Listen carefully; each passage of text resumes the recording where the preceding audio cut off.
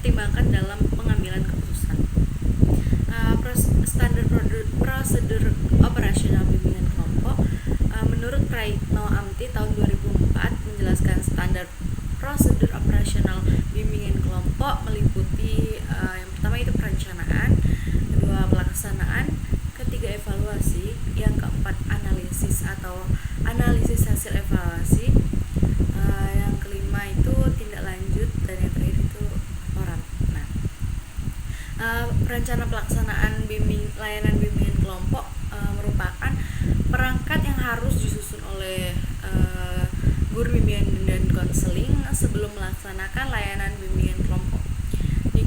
Dikembangkan sesuai topik yang telah dirumuskan dari hasil identifikasi kebutuhan peserta didik dalam aspek pribadi, sosial, belajar, dan juga yang terakhir itu karir. Rencana pelaksanaan layanan bimbingan kelompok sekurang-kurangnya memuat identitas, topik, komponen layanan, bidang layanan, fungsi, tujuan, materi sasaran, tanggal pelaksanaan, waktu, model atau teknik, media atau alat, sumber bacaan, uraian kegiatan, dan yang terakhir itu evaluasi. Tahapan dalam bimbingan kelompok terdapat 4 tahapan bimbingan kelompok, yaitu yang pertama pembukaan, yang kedua transisi, yang ketiga yaitu inti, dan yang terakhir itu adalah penutupan. Saya di sini akan membahas 4 teknik saja, yaitu diskusi kelompok, sosiodrama, psikodrama, dan yang terakhir itu adalah homeroom. Diskusi kelompok. Yang pertama itu kan diskusi kelompok.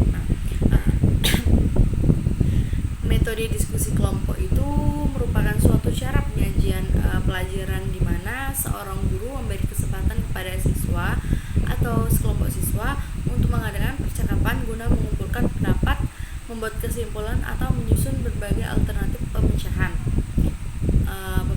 suatu masalah ya. Jadi seperti itu. Yang kedua itu ada sosiodrama atau bermain peran. Sosiodrama atau bermain peran ini konseli atau anggota kelompok akan diajak untuk melakukan serangkaian peran yang mencerminkan kehidupan nyata atau perilaku sosial yang menjadi kepedulian bersama setiap anggota. Dari peran yang dimainkan itu nanti akan melakukan diskusi dan pembahasan yang mendalam untuk mendapatkan insight sehingga menjadi bahan pembelajaran sekaligus refleksi bagi setiap anggota kelompok. Selanjutnya itu ada psikodrama. Psikodrama dalam BK digunakan untuk memecahkan masalah-masalah psikis yang dialami oleh individu. Psikodrama itu merupakan permainan peran yang dimaksudkan agar individu yang bersangkutan dapat memperoleh pengertian lebih tentang dirinya, dapat menemukan konsep pada dirinya, menyatakan kebutuhannya, dan menyatakan reaksinya terhadap tekanan-tekanan terhadap dirinya. Itu menurut Corey tahun 2012. Yang terakhir itu ada homeroom.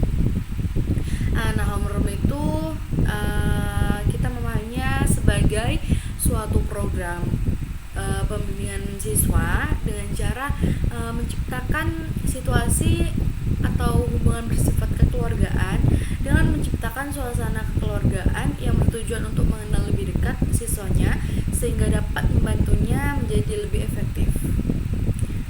Jadi mungkin